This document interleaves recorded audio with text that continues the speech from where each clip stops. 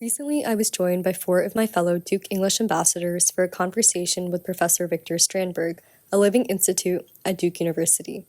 Professor Strandberg is closing in on his 60th year at Duke. Our visit with Professor Strandberg started with a tour of the time capsule he calls his office. And so I started in 1962.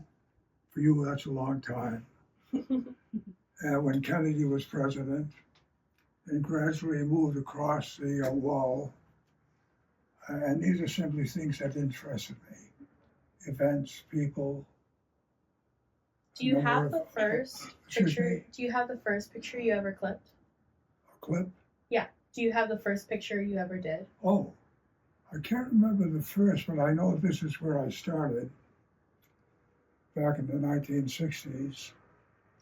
And then some of it records the events I lived through.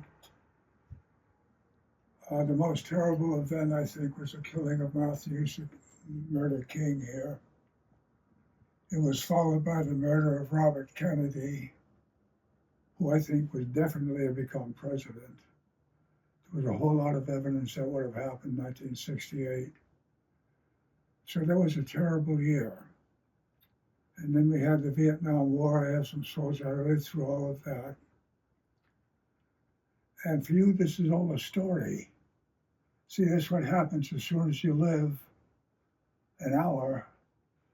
It turns into the past, and now it's a story. And for me, I lived through it, so I didn't know what was going to happen day by day. I had to look into the future. I didn't know all this would happen.